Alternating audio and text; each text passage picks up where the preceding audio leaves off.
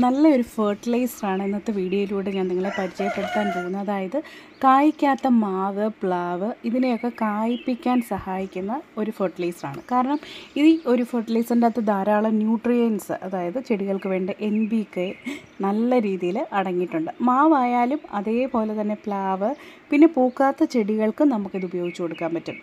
ഈ ഒരു വളത്തിൻ്റെ ഒരു കാര്യം പറയുകയാണെങ്കിൽ നമുക്ക് ഈ ചാണകം കിട്ടാത്ത ആൾക്കാരുണ്ട്. അതായത് ഫ്ലാറ്റിലായാലും അതേപോലെ ടെറസ് കൃഷിയൊക്കെ ചെയ്യുമ്പോൾ നമുക്ക് ചാണകം എപ്പോഴും അവൈലബിൾ ആയിരിക്കണമെന്നില്ല. അങ്ങനെയുള്ളവർക്ക് ഉപയോഗിക്കാൻ പറ്റിയൊരു വളമാണ് നമ്മുടെ ഇതിൻ്റെ പേര് കടലപ്പിണ്ണാക്ക്. മിക്കവർക്കും അറിയാം ഈ ഒരു ഫെർട്ടിലൈസർ ഇതെങ്ങനെയാണ് യൂസ് ചെയ്യേണ്ടതെന്നൊക്കെ. അപ്പോൾ ഇന്നത്തെ വീഡിയോയിലൂടെ ഞാൻ കാണിച്ചു തരാം വളരെ ഈസി ആയിട്ട് നമുക്കിത് യൂസ് ചെയ്യാൻ വേണ്ടിയിട്ട്. ഇത് സാധാരണ എല്ലാ വളക്കടകളിലും വാങ്ങിക്കാൻ കിട്ടും. 1 കിലോയ്ക്ക് 50 രൂപ, ചില സ്ഥലങ്ങളിൽ 60 രൂപ ഒക്കെയാണ്.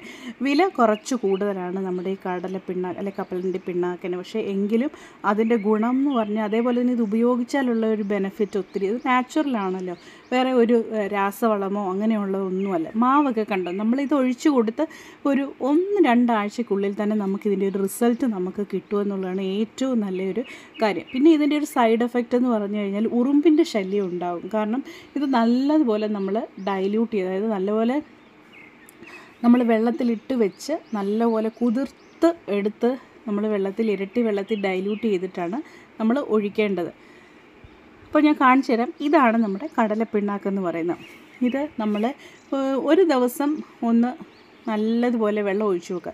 ഇത് സത്യം പറഞ്ഞാൽ ഇത് കുതിരാൻ വേണ്ടിയിട്ട് കൂടിപ്പോയ ഒരു 2 മണിക്കൂർ അതിനുള്ളിൽ നമ്മൾ നല്ലപോലെ കുതിർക്കും. പക്ഷെങ്കിൽ നമുക്കിത് വേണ്ടത് നല്ലപോലെ ഒന്ന് പുളിപ്പിച്ചാണ് നമ്മൾ എടുക്കാൻ പോകുന്നത്. അതാണ് ഇതൊരു ജൈവവളമാണെന്ന് നമ്മൾ പറയുന്നത്. ഇത് നല്ലതുപോലെ നമ്മൾ 2 ദിവസമെങ്കിലും വെച്ച് നല്ലപോലെ കുതിർത്ത് എടുക്കുക. ഇത് നല്ലൊരു രീതിയിൽ നമ്മൾ ഉപയോഗിക്കേണ്ടത് നല്ലപോലെ പുളിച്ച കഞ്ഞിവെള്ളം ഉണ്ടല്ലോ, അതിലേക്കാണ് നമ്മളിത് ഒഴിച്ച് മിക്സ് ചെയ്ത് ചെടികളുടെ ചുവട്ടിൽ ഒഴിച്ചു കൊടുക്കാൻ പോകുന്നത്. ഇപ്പോൾ ഇത് കണ്ടോ, ഈ ഒരു രീതിയിൽ നല്ലപോലെ നമുക്ക് കടലപ്പിണ്ണാക്ക് കുതിർത്ത് എടുക്കണം, അല്ലെങ്കിൽ കപ്പലണ്ടി പിണ്ണാക്ക് നല്ലപോലെ. അതായത് 1 ലിറ്റർ വെള്ളം എടുക്കുക, അല്ലെങ്കിൽ കഞ്ഞിവെള്ളം എടുക്കുക. അതിലേക്ക് ഈ ഒരു പുളിപ്പിച്ച കടലപ്പിണ്ണാക്ക് ഞാനിവിടെ എടുത്തേക്കുന്നത് 1 കൈപ്പിടി, അത്രയും മതി നമുക്ക് 1 ലിറ്റർ വെള്ളത്തിന് വേണ്ടിയിട്ടുള്ളൂ. ഇത് നല്ലപോലെ ഇങ്ങനെ കുതിർത്ത്, കഞ്ഞിവെള്ളത്തിൽ നിങ്ങൾക്ക് കുതിർക്കാം, അല്ല എങ്കിൽ വെറും പ്ലെയിൻ വാട്ടർ എന്ന് ഉദ്ദേശിക്കുമ്പോൾ ക്ലോറിനേറ്റഡോ അങ്ങനെയൊന്നുമല്ല, നമ്മുടെ ശുദ്ധമായ കിണറ്റിലെ വെള്ളത്തിൽ വേണം ഇത് കുതിർക്കാൻ വേണ്ടിയിട്ട്. 1 ലിറ്റർ വെള്ളം അല്ലെങ്കിൽ 1 ലിറ്റർ കഞ്ഞിവെള്ളം, അത് കുതിർക്കുന്നതിൻ്റെ കൂടെ തന്നെ 1 പിടി ചാരം കൂടെ ചേർക്കുക. ചാരത്തിൻ്റെ അകത്ത് നല്ലൊരു നാച്ചുറൽ പൊട്ടാഷ്യമാണ് നമ്മുടെ ഈ വുഡ് ആഷ് എന്ന് പറയുന്നത്. അതായത് തടി കത്തിച്ച് എടുക്കുന്ന ചാരം. വിറക് നമ്മൾ അടുപ്പിലൊക്കെ കത്തിച്ചതിന് ശേഷമുള്ള ആ ചാരമായാലും മതി, പക്ഷേ പ്ലാസ്റ്റിക് അങ്ങനെയുള്ള ഒന്നും എടുക്കരുത്. അപ്പോൾ ഞാനിവിടെ 1 ലിറ്റർ കുതിർത്ത ഇതിലേക്ക് ഞാൻ ഇരട്ടി വെള്ളത്തിൽ ഇതൊന്ന് ഡൈല്യൂട്ട് ചെയ്ത്, കണ്ടോ ഇതേപോലെ നല്ലപോലെ വെള്ളത്തിൻ്റെ കൺസിസ്റ്റൻസി ആയിരിക്കും. അതൊരിക്കലും നമ്മൾ കൂടാൻ പാടില്ല.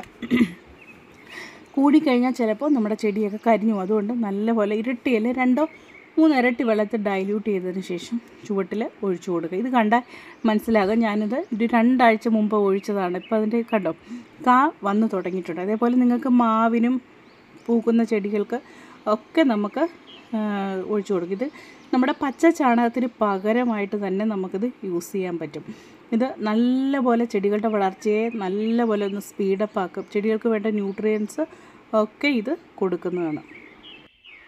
അപ്പോൾ ഒരു ചെടിയുടെ വളർച്ചയ്ക്ക് അത്യാവശ്യമായിട്ടുള്ള മൂലകങ്ങൾ, അതേപോലെ തന്നെ പ്രതിരോധ ശേഷിക്കും, പിന്നെ ഇത് പൂക്കാനും. സാധാരണ എല്ലാവരും പറയാറുള്ളതാണല്ലോ, മാവ് പൂക്കുന്നില്ല അല്ലെങ്കിൽ പ്ലാവ് കായ്ക്കുന്നില്ല. മാവ് പൂത്ത് നല്ലപോലെ കായ്ക്കാനും ഒക്കെ വേണ്ടിയ മൂലകങ്ങളാണ് പ്രധാനമായിട്ടും നമുക്ക് വേണ്ടത്. ഇവിടെ നൈട്രജൻ വേണം, ഫോസ്ഫറസ് വേണം, അതേപോലെ തന്നെ പൊട്ടാഷ്യം വേണം.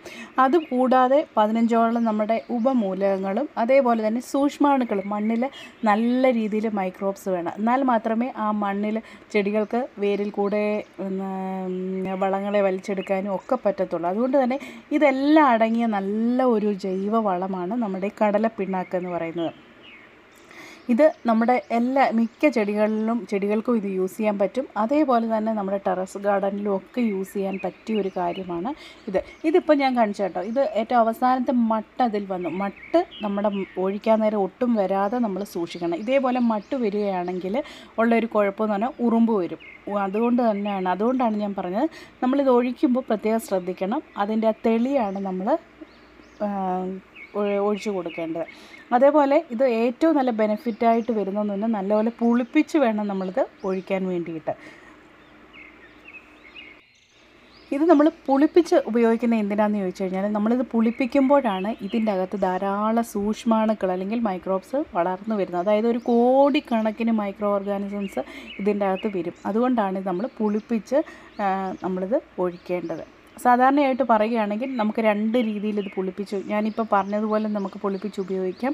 അതല്ല എങ്കിൽ നമ്മുടെ 1 കിലോ കപ്പലണ്ടി പിണ്ണാക്ക് എടുക്കുക. അതേപോലെ തന്നെ ശർക്കര ഒരു 250 ഗ്രാം, അത് 25 ലിറ്റർ വെള്ളത്തിൽ, ഓക്കെ, അതായത് ഒരു ബക്കറ്റിൽ നമ്മൾ പിണ്ണാക്ക് ശർക്കരയും വെള്ളത്തിൽ നല്ലവണ്ണം കലക്കിയെടുത്ത് 5 ദിവസം നമ്മളിത് തണലത്ത് വെക്കണം.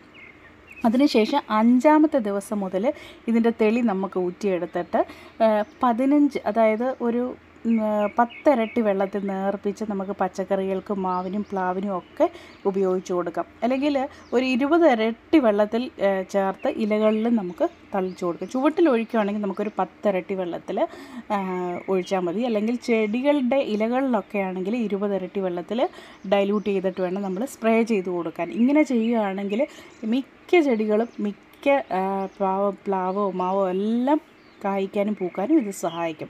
അപ്പോൾ അതല്ലാതെ തന്നെ നമുക്ക് ജൈവ സ്ലറിയും കപ്പലണ്ടി പിണ്ണാക്ക് കൊണ്ട് നമുക്ക് ഉണ്ടാക്കിയെടുക്കാൻ പറ്റും. അതെങ്ങനെയാണെന്ന് ഞാൻ മറ്റൊരു വീഡിയോയിൽ നിങ്ങൾക്ക് പറഞ്ഞുതരാം. ഓക്കെ ഫ്രണ്ട്സ്, അപ്പോൾ വീഡിയോ ഇഷ്ടപ്പെട്ടെങ്കിൽ ലൈക്ക് ചെയ്യുക, കമൻറ്റ് ചെയ്യുക, പിന്നെ സബ്സ്ക്രൈബ് ചെയ്യാൻ മറക്കല്ലേ. Bye, see U.